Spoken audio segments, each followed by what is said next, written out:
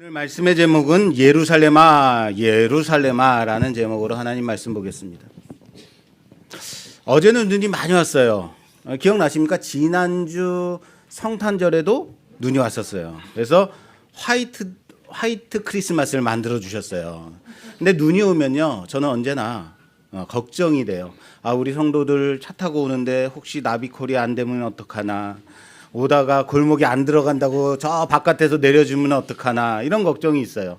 그런데 아침에는 눈이 왔는데, 지난주 말이에요, 성탄절에 아침에는 눈이 왔는데, 그래서 와, 화이트 크리스마스다 했는데 딱 눈이 그쳐서 오는데 별 무리 없도록, 그죠? 어제 눈이 많이 왔어요. 거의 서울에 12cm 정도 왔다는 거예요. 81년 이후에 가장 많이 내린 날이다라고 서울에 뉴스에 나오더라고요. 그런데 눈이 많이 와서 좋긴 한데, 눈이 오고 나면 어떻습니까? 지저분해지고, 근데 저녁까지도 또 눈이 또 오고, 아침에 일어났더니 또 눈이 오는 거예요. 야, 이거 큰일 났다, 어떻게 하면 좋냐, 우리 성도들 이 길 들어오는데 어려우면 어떡하나. 어제 교회 앞에를 싹 우리 진병호 집사님, 오경자 집사님하고 다 쓸어 놓으셨거든요. 여길 다 쓸어 놨는데 요 옆에 골목 들어오는 빌라 쪽을 못 쓸었어요. 빌라는 누가 쓸어야 돼요? 우리가 쓸어야 되나 봐요. 그래서 골목으로 들어오는데 거기가 안 쓸려서 저녁에 이제 집에 가는데, 이제 청소하고 예배 준비하고 가는데 거기가 그대로 눈이 있는 거예요. 큰일 났다, 이거 얼 텐데 내일까지 눈이 온다는데 어떡하냐. 그런데 목사가 걱정이 많아요. 참 힘이 있어야 되는데, 그죠? 아침에 비가 쫙 와서 어떻게 됐어요? 싹 녹았어요. 할렐루야. 우리 하나님의 사랑이 놀랍지 않습니까? 누구는 계속 눈이 오면 좋겠다라고 생각하시는 분들도 있을지 모르겠지만, 그래도 우리 성도들 오는데 이 앞길 하나님께서 밝혀주시고 녹여주시고 마지막 예배 열심히 잘 드리라고 축복해 주심을 믿으시길 바랍니다. 오늘 본문 말씀은 예수님이 가르치시고 계신 그때에 어떠한 바리새인들이 와서 헤롯이 당신을 죽이려고 하니까 나가서 이곳을 피하라 라고 말하는 것으로 시작이 됩니다. 흔히 바리새인들은 예수님과 척을 지고 있는 사람들이다 라고 생각들을 하죠. 맞습니다. 물론 그 중에는 소수의 예수님의 가르침을 추정하는 받는 바리새파 사람들도 있었겠죠. 그러나 대부분의 바리새인들은 예수님을 좋아하지 않았다. 도리어 종교 기득권자들과 함께 같은 마음으로 예수님을 탐탁치 않게 여기고 있는 부류의 사람들이었다라는 겁니다. 그런데 오늘 어떤 바리새인들 중에 어떤 바리새인들이 예수님께 와서 당신이 위험하니까 어서 자리를 피하시오라고 경고해 주는 모습이 나옵니다. 이 사람들은 예수님을 추종하는 좋은 바리새인들인가 보다라고 생각될 수 있죠. 그러나 이 사람들이 선의를 가지고 이 말을 전했는지, 아니면 예수님이 예루살렘에 가시는 그 길을 가로막고자 여기 예루살렘은 당신 같은 사람이 올 곳이 아니야, 괜히 소란스럽게 만들지 말고 떠나시오라는 마음으로 헤롯이 죽이려고 한다라고 전했는지는 정확하게 알 수는 없습니다. 그러나 다음 절, 너희는 가서 저 여우에게 이르되 오늘과 내일은 내가 귀신을 쫓아내며 병을 고치다가 제3일에는 완전하여지리라 라고 헤롯에게 전하라 라는 주님의 이 말씀을 볼 때에 이들은 결코 선한 의도를 가지고 헤롯의 위협을 전한 것 같지는 않다라는 겁니다. 여러분, 일반적으로 우리가 왕을 상징하는 동물을 가지고 올 때 어떤 동물 가져오죠? 뱀? 그렇죠. 애굽은 왕의 상징이 뱀이었어요. 맞아요. 그런데 일반적으로는 까미요? 똘이요? 뭘 가져오죠? 그렇죠. 사자나 호랑이, 즉 양, 용, 그렇죠. 봉황 이런 거 가지고 오죠. 맞습니다. 위험 있고 강력한 짐승의 이미지를 가져오죠. 그런데 예수님이 헤롯을 가리켜 말씀하실 때는 여우라고 말씀하고 있단 말이에요. 여러분, 여우 그러면 어떤 이미지가 떠오르십니까? 그렇죠. 교활하고 뺀질뺀질한 그런 이미지가 떠오르죠. 저를 쳐다보지는 마십시오. 네. 결코 왕에게 걸맞는 동물은 아니다라는 겁니다. 이 헤롯이 예수님이 탄생하실 때의 헤롯 대왕은 아닙니다. 그 헤롯에게서 난 여러 아들들이 있는데 그 중에 갈릴리를 관할하는 바로 세례 요한을 죽인 그 여우 헤롯입니다. 역사적으로 볼 때도 헤롯이 예수님을 죽이려고 시도했다라는 부분은 찾을 수가 없습니다. 그러므로 바리새인들이 예수님께 와서 이곳을 떠나라고 한 이유가 헤롯 자신이 관할하던 갈릴리 베레아 지방의 안정을 원했고 예루살렘 예수님으로 인해서 일어나는 것을 원하지 않았다라는 겁니다. 그렇기 때문에 바리새인들로 하여금 위협적인 정보를 알리게 해서 예수 스스로가 그 지역에서 떠나게 하려는 의도였다라고 봐야 합니다. 한마디로 순수한 좋은, 그럼에도 누군가가 여러분 당신을 죽이려고 한다라고 위협할 때는 어떻습니까? 결코 마음이 편치 않을 겁니다.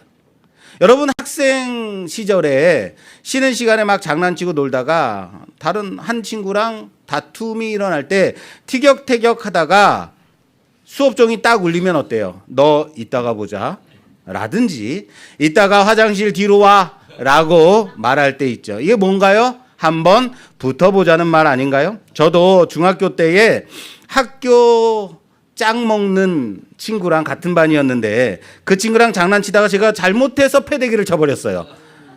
이거는 제 실력으로 패대기 친 게 아니고 잘못해서 패대기를 쳐버린 거예요. 그랬더니 그 친구가 날 딱 째려보더니 너 이따가 보자 라고 이를 갈고 자기 자리로 가더라고요. 수업 시간 내내 얼마나 마음이 불편하고 불안하고 좋지 않았는지 모릅니다. 다행히 그날 별일은 없었습니다. 잘 지나갔어요. 다행이죠. 예. 예수님 마음이 어땠을까요? 그런데 예수님이 하시는 답변이 어떻습니까? 자, 오늘 본문 말씀 32절부터 33절 말씀 볼까요? 32절에서 33절 말씀 예수님의 답변입니다. 봉독해 주세요. 이르시되 너희는 가서 저 여우에게 이르되 오늘과 내일은 내가 귀신을 쫓아내며 병을 고치다가 제3일에는 완전하여지리라 하라. 그러나 오늘과 내일과 모레는 내가 갈 길을 가야 하리니 선지자가 예루살렘 밖에서는 죽는 법이 없느니라. 할렐루야. 자, 여기 오늘과 내일은 귀신을 쫓고 병을 고치다가 제3일에 완전하게 되리라, 완전하여지리라 라고 말씀하시고 있습니다. 오늘과 내일은 귀신을 쫓고 병을 고치시는 이 사역, 이것을 하시겠다라는 거죠.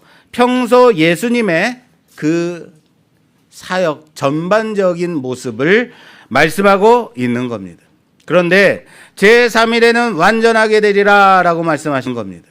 그런데 제3일에는 완전하게 되리라 라고 말씀하십니다. 그러면 우리는 예수님이 죽으시고 3일 만에 다시 살아나신 그 이미지가 떠오르죠. 그렇습니다. 여기 오늘과 내일 그리고 제3일은 숫자적인 1, 2, 3 첫째 날, 둘째 날, 셋째 날이 아니라 오늘과 내일이 아닌 주님은 당신의 하시는 사역을 하시다가 십자가의 죽으심으로 하나님의 구원의 계획을 완성시키시겠다라는 말씀인 겁니다. 그 구원의 계획은 주님의 죽으심으로 완성되는 겁니다. 할렐루야. 무엇으로 완성된다고요? 죽으심으로 완성되는 겁니다. 그런데 바로 그 다음 절에 그러나라고 말씀하세요. 앞의 내용과 상반된 내용이 나온다 말씀하시겠다라는 겁니다. 그러나 오늘과 내일과 모레는 내가 갈 길을 가야 하리니. 따라서 합시다. 그러나 오늘과 내일과 모레는 내가 갈 길을 가야 하리니. 나의 길을 가시겠다라는 말씀이죠. 그리고 덧붙이시는 말씀이 선지자가 예루살렘 밖에서는 죽는 법이 없다라고 말씀하십니다. 여러분, 방금 예수님이 말씀이 뭐예요? 예수님이 하신 말씀에 의하면 제3일 되는 날은 모레죠. 날은 주님이 완전하게 되시는 날이죠. 그런데 예수님은 자신의 말을 뒤집고 계신 것도 똑같이 모레도 나는 내 길을 가겠다라고 말씀하시고 있다라는 겁니다. 무슨 말씀인가요? 이해가 되지 않는 말씀이에요. 바리새인들이 와서 을 죽이려고 합니다 라고 말했습니다. 그러면 주님의 말씀을 통해서 이해하기는, 그래, 나는 그에게 잡혀 죽음으로써 구원을 완성할 것이고 그게 내가 완전해지는 것, 그렇게 이해되죠. 그래, 헤롯이 나를 죽이려고 하느냐? 나는 나를 죽이려는 그 죽음 가운데로 가서 장렬한 최후를 맞이하겠다. 마치 노량에서 장렬한 최후를 맞는 것 같이, 그렇게 말씀하시는 것 같지는 않습니까? 그런데 바로 그 다음 절을 통해서 이 부분을 이해해야 되는 겁니다. 그러나 오늘과 내일 그리고 모레는 나의 길을 가리라. 말씀인지 이해가 되십니까? 잘 보세요. 헤롯이 죽이려고 합니다. 그리고 예수님은 주님의 그 사역이 완전해지는 겁니다. 그러나 그것이 예수님께서 약하거나 어쩔 수 없어서 잡혀 죽임당하는 그런 죽음이 아니라는 말씀이에요. 다시 말할까요? 헤롯이 잡아 죽이려고 했기 때문에 잡혀 죽는 그런 죽음이 아니다 라는 말씀이에요. 너희는 죽음으로 끝이라고 생각한다. 그래서 너희가 할 수 있는 최선을 그를 죽이는 것이라고 생각합니다. 그것이 세상이 할 수 있는 최고의 것 아니냐. 그래, 그러나 그 죽음으로 나는 너희가 꾀하는 계획으로 너희가 할 수 있는 최고의 것으로 나를 죽인다고 생각할 텐지만, 그래, 너희는 그래봤자 죽이는 것까지밖에 할 수 없는 자들 아니냐. 너희가 할 수 있는 마지막 죽음이 끝이라고 생각한다면 그럴 테지만 아니다. 그것이 오늘과 내일 그리고 모레의 그 모든 길은, 나의 모든 사역은 바로 나의 길, 나의 선택이고 그것이 바로 나의 사역인 것이다. 너희가 없는 것이 아니라 내가 그 죽음으로 가기 때문에 아버지께서 그 죽음으로 내 주시기 때문에 내가 죽는 것뿐이다 라는 뉘앙스의 말씀인 겁니다. 참으로 이 뉘앙스를 살려서 말씀드리기가 참 어렵네요. 이해가 되십니까? 뉘앙스가 안 살렸나 봐요. 자, 그리고 어쩔 수 없어요. 그리고 이어서 선지자가 예루살렘 밖에서 죽는 법이 없다라고 말씀하세요. 선지자가 예루살렘 밖에서 죽는 법이 없다. 우리 어렸을 때 무언가를 시키면 에이 그런 법이 어딨어, 그런 법이 어딨어 이러죠. 얼마나 법을 안다고. 그런데 예수님께서 오늘 그 말씀하시네요. 선지자가 예루살렘에서 죽는 법이 없다. 몇 절에 있는지는 잘 모르겠으나 헤롯이 주님을 죽인다면 그의 관할지에서 죽이려고 할 겁니다. 그리고 굳이 수도 예루살렘까지 와서 죽이고 싶지는 않을 겁니다. 왜요? 그만큼 예수님을 따르고 추종하는 사람들, 그 세력이 많았기 때문이죠. 정치적으로 매우 그런 선택은 매우 좋지 않은 결과를 가져오게 될 겁니다. 그러나 예수님은 선지자는 모두 다 예루살렘에서 죽었다라고 말씀하고 계십니다. 첫째, 왜 선지자가 예루살렘에서 죽었을까? 왜 선지자는 예루살렘에서 죽어야 될까? 구약의 말씀과 이스라엘의 역사들을 볼 때 예수님의 말씀이 맞습니다. 왕이 예루살렘에서 죽습니다. 왜요? 왜 왕이 있는 예루살렘에서 죽을까요?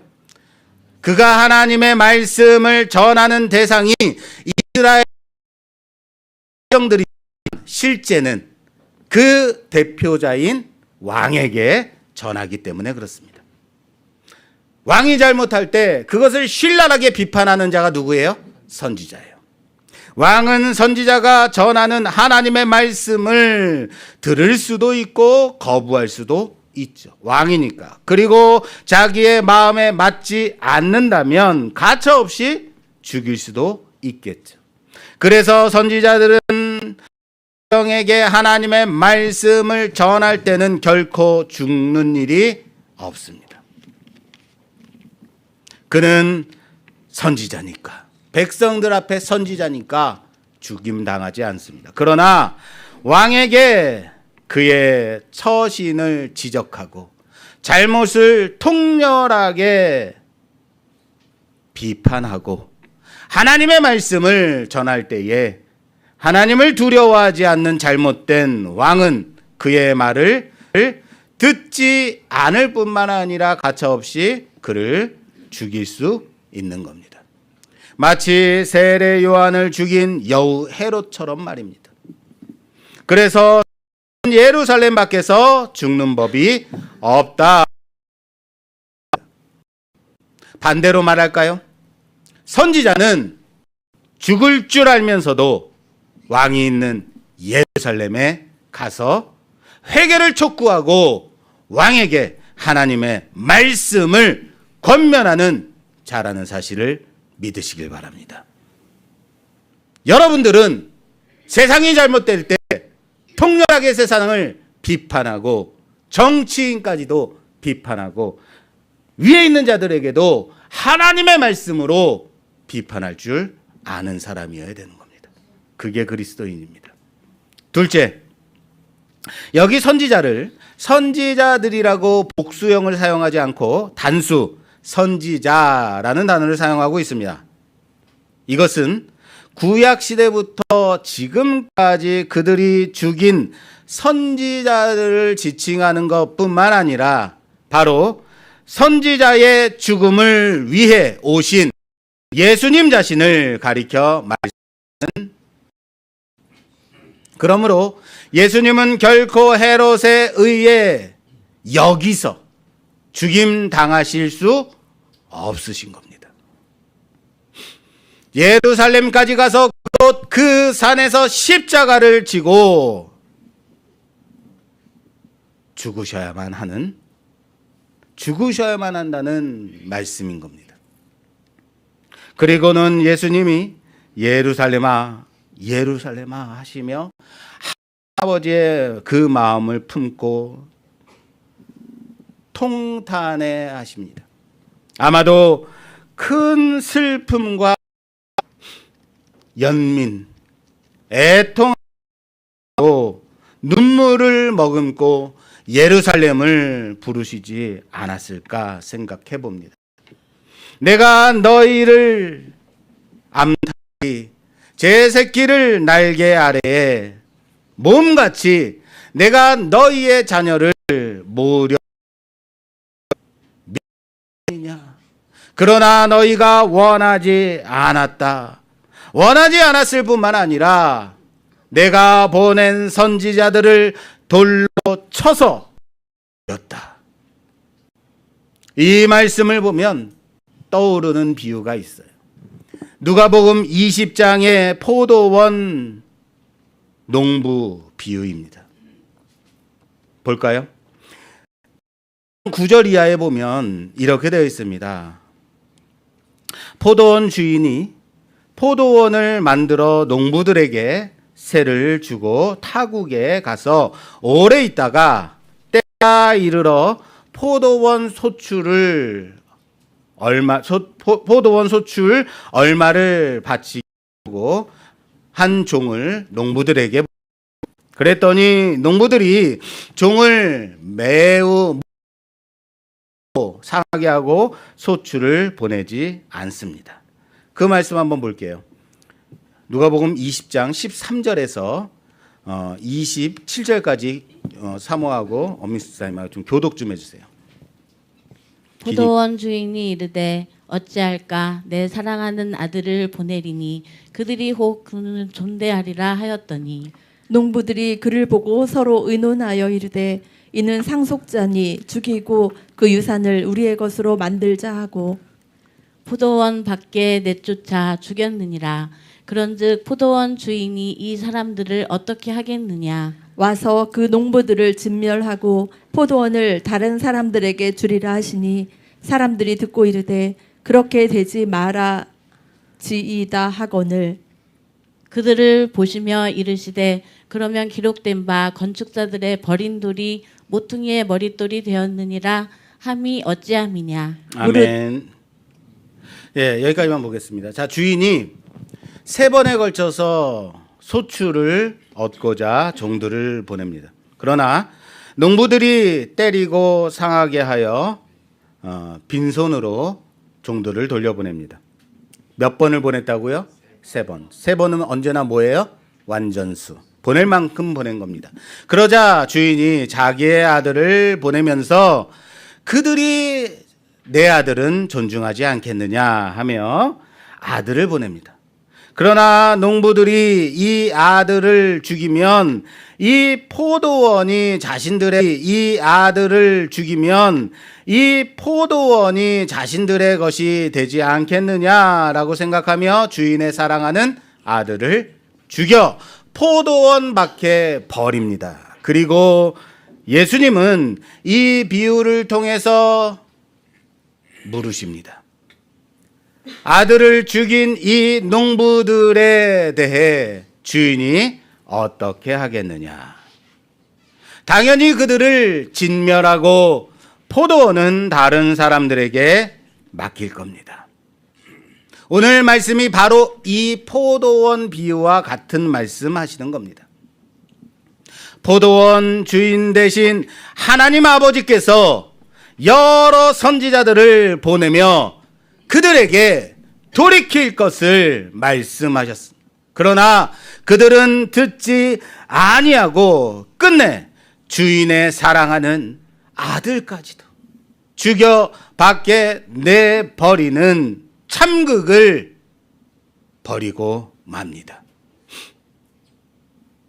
이 시나리오대로 비극적인 결말이 지어질 줄 알면서도 그 아들은 아버지의 그 마음 품고 포도원 가는 겁니다. 그리고 거기서 죽임 당하는 겁니다. 주님도 여기 이 땅에 오셨고 예루살렘까지 가셔서 죽임 당하시는 겁니다. 그것이 건축자의 버림받은 돌이 모퉁이의 머릿돌이 되었느니라 라는 말씀인 겁니다. 이 부분을 보니까 체코의 단편 영화 한 편이 떠올랐습니다. 좀 지난 영화지만 예전에 단편 영화로 한 30분 되는 영화 짤이 올라와서 교회에서 많이들 봤던 기억이 있습니다. 머스트라는 영화예요. 머스트는 체코의 말로 다리라는 제목입니다. 아버지는 다리를 지키는 일을 합니다. 이 다리는 아래로 강이 있어 배가 지나가도록 평소에는 올려져 있습니다. 그러다가 기차가 오게 되면 다리를 내려서 안전하게 지나도록 하는 다리입니다. 어느 날 어린 아들이 아버지가 일하는 다리로 가서 놀고 싶다고 떼를 씁니다. 그래서 아버지는 아들을 데리고 다리로 와서 자신의 일을 합니다. 아들이 물가에서 신나게 놀다가 저기 멀리서 빽빽하고 기차가 오는 것을 봅니다. 다리는 올라가 있는 상태입니다. 이러다가 기차가 강으로 빠지겠네, 큰일 났다, 안 되겠네 하고 아빠 하고 부르면서 다리로 달려갑니다. 다리로 달려가던 아들이 순간 다리를 움직이는 톱니가 있는 곳으로 아들이 떨어지게 됩니다. 아버지는 그것을 봤지만 저기 달려오고 있는 기차를 보고는 레버를 당겨야 할지 아들을 구해야 할지 고민에 빠집니다. 그러나 둘 다를 구할 수는 없습니다. 그리고는 다리 움직이는 레버를 다리가 내려오도록 합니다. 그리고 울부짖습니다. 그리고 기차는 정상적으로 그 다리를 안전하게 건너갑니다. 영화는 그 기차 안에 있는 사람들을 비춰 조명해주고 있습니다. 그 사람들은 서로 대화하기도 하고 신문을 보기도 하고 혼자 잠을 자기도 하고 아무렇지도 않은 똑같은 일상을 지나고 있습니다.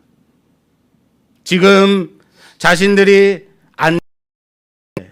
이 기차로 이 다리를 건널 수 있었던 것이 한 아버지의 아들을 내주는 찢어지는 아픔과 고통이 있었다는 것은 아무도 모른 채 말입니다.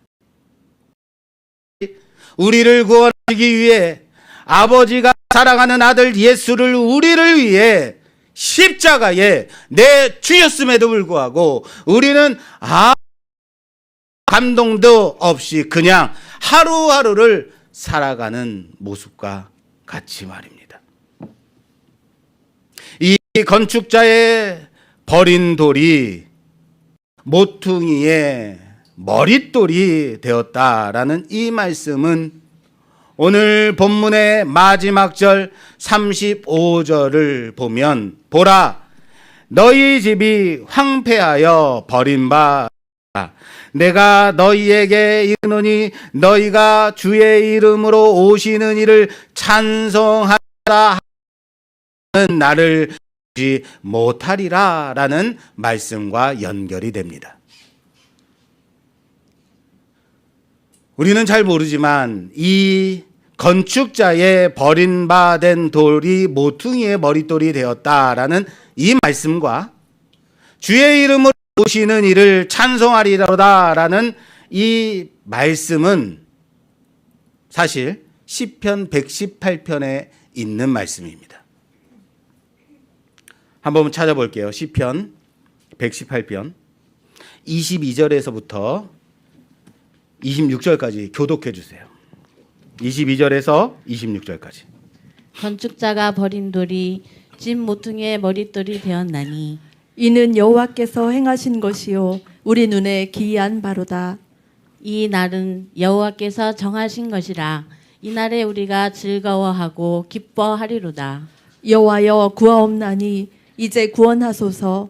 여호와여 우리가 구하옵나니 이제 형통하게 하소서. 여호와의 이름으로 오는 자가 복이 있음이요 우리가 여호와의 집에서 너희를 축복하였도다. 아멘. 시편 118편 말씀은 메시아를 예표하는 시편입니다.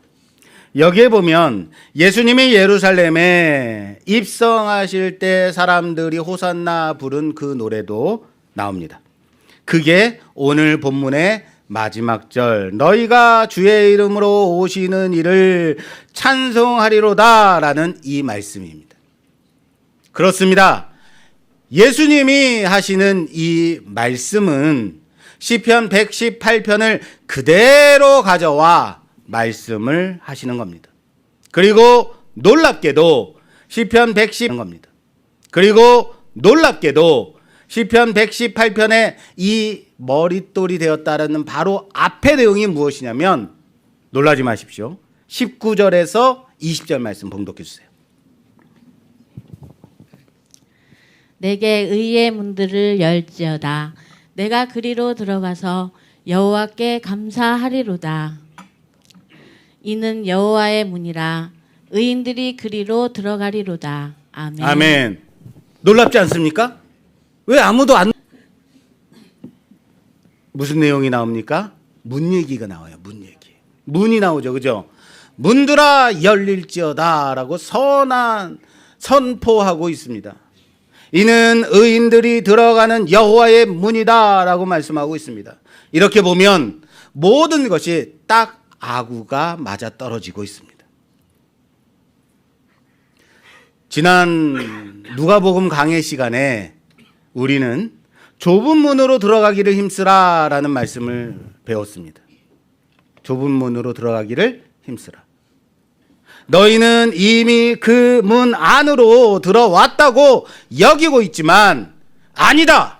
실제는 그 문으로 들어오지 않고 후에 그 문으로 들어가려고 해도 이미 주인의 의해서 닫혀진 문은 그 누구도 들어갈 수 있다 없다? 없다. 아무리 주여 주여 열어주소서 외치고 부르짖는다 할지라도 우리가 주 앞에서 먹고 마시고 길거리에서 가르침을 받았지 않느냐라고 할지라도 주인은 내가 너희를 도무지 알지 못한다라고 말할 뿐이다. 그리고 그 좁은 문은 어떻게 됩니까? 이미 닫혀진 문이 되었고 그리고 그 문은 다시 동서남북 어디서든 들어올 수 있는 활짝 열린 문이 되어 사람들이 잔치에 가득 채워 참여하게 됨을 볼 뿐이다 라고 말씀하셨습니다. 자, 이제 이 관점을 통해서 오늘 본문 말씀의 의미를 살펴보면서 오늘 말씀을 마무리 짓겠습니다. 어떤 바리새인들이 예수님께 헤롯이 당신을 죽이려고 하니 어서 자리를 피하시오라고 경고합니다. 그러나 예수님은 오늘과 내일은 나의 사역을 계속해서 할 것이며 제3일에는 완전케 되리라 라고 말씀하십니다. 그러나 이 말씀이 오늘과 내일까지는 내가 하는 일을 계속 하다가 끝내는 잡혀 죽임당하리라 라는 말씀이 아니라고요. 오늘과 내일 그리고 모레도 나는 나의 길을 갈 뿐이다. 그것이 죽음일지라도 그것이 죽음의 길임을 알면서도 이 말씀을 통해서 예수님은 결코 어쩔 수 없어서 약하고 무능해서 사회를 개혁시키려고 하다가 실패하여 잡혀 죽임당하는 것이 아니라 이미 태어나실 때부터 죽기 위해 이 땅에 오셨고 우리를 구원하시기 위해 우리를 위해 죽어져야만 하는 우리의 죄값을 대속하실 수밖에 없음을 말씀하시는 겁니다. 그러나 이 죽음까지도 다스리시는 예수님은 문의 주인이심을 믿으시길 바랍니다. 예수님은 그 문의 주인이십니다. 할렐루야. 저들은 자신들이 예수님을 죽일 수 있다고 생각하지만 그 죽음까지도 주인 되시는 주님은 그 문의 주권자 되시는 겁니다. 자신들이 문을 닫는 것이 아니라 그 문은 예수님이 닫으시고 다시 활짝 열어 온 세상 만민으로 들어오게 하시는 구원의 문의 주인이라는 사실을 믿으시길 바랍니다. 그리고 끝내 너희가 주의 이름으로 오시는 이를 찬송하리로다 할 그때 그 찬양이 울려 퍼질 때 내가 다시 재림할 그때 너희는 그 소리를 들어도 결코 그 문 안으로는 들어올 수 없느니라. 왜요? 이미 내가 그 문을 닫은 상태이기 때문이다. 나는 도무지 너희를 알지 못하기 때문이다. 문이 열려 있을 때 그 좁은 문으로 들어오기를 힘쓰라 라고 할 때 너희는 거부했지 않느냐. 그리고 도리어 하나님 아들이 하나님 아버지가 보낸 선지자들을 죽이는 일에 앞장섰지 않느냐. 그것도 하나님의 이름으로 돌을 던지며 말이다. 오늘 이 말씀은 결코 하나님을 믿지 않는 자들에게 외치시는 말씀이 아닙니다. 하나님을 섬긴다는 율법에 열심히 있는 종교 지도자들과 기득권자들을 향해서 주시는 말씀입니다. 그들은 얼마든지 자신들의 이익을 위해서 하나님이 보내신 선지자들을 돌로 쳐 죽일 수 있는 자들입니다. 세상의 권력과 권세를 잡기 위해 아무렇지도 않게 하나님을 저버릴 수 있는 자들이라는 겁니다. 마땅히 바쳐야 할 포도원의 소출을 주지 않으려고 주인이 보낸 종을 때리고 상하게 하고 끝내 그의 사랑하는 아들까지도 자신들이 아들의 유업을 이어받을까 생각하고 함부로 죽여 밖에 내다버리는 그런 자들이 될 수 있는 겁니다. 사랑하는 여러분, 교회 다닌다고 다 예수님의 편에 서는 것이 아닙니다. 문제는 교회를 다니느냐 다니지 않느냐에 있더라 라는 겁니다. 진정한 문제는 교회 안에 있더라라는 거예요. 무슨 말인지 아시겠어요? 교회 안에서 교회를 무너뜨리고 분리시키고 분쟁케 하고 비방하고 다투고 자기 자랑하고 남을 비하하고 자기 주장으로 가득 차 있을 때 우린 어쩌면 구원의 문 앞에서 열어달라고 내가 당연히 그 안에 들어가 있어야 하는 자 아니었더냐고, 우리가 주 앞에서 먹고 마시던 자들 그 가르침 받는 자 아니었냐고 슬피 우는 자들 되지 않으리라 보장할 수 없다면. 명심하십시오. 좋은 열매 맺는 나무는 좋은 나무입니다. 못된 열매 맺는 나무는 나쁜 나무입니다. 나는 어떤 열매를 맺고 있는지 점검하자고요. 행함이 있는 믿음, 내 안에 있는 생명으로, 내 안에 있는 그 생명으로 살아 숨쉬는 역동성 있는 그 믿음 증명하는 우리가 되었으면 좋겠습니다. 주님의 이 부르짖으시는 예루살렘아, 예루살렘아 하고 부르시는 그 음성에 내 마음이 찔림이 있기를 바랍니다. 돌이켜 예수님의 말씀에 엎드리는 자 되기를 주님의 이름으로 부탁합니다. 2023년이 저물고 있습니다. 마지막 날에 마지막 예배를 23년도의 마지막 예배를 드리고 있습니다. 과연 나는 올 한 해 얼마나 성장하고 성숙했는가?